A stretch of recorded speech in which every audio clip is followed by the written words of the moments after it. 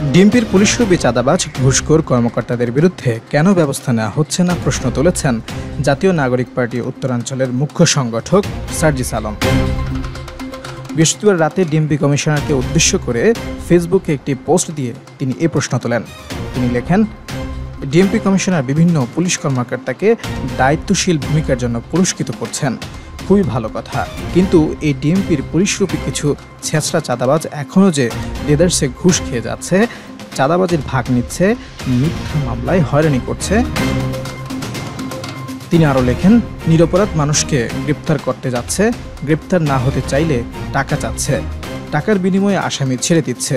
এসব কালপ্রিট পুলিশদের বিরুদ্ধে ব্যবস্থা নিচ্ছেন না কেন?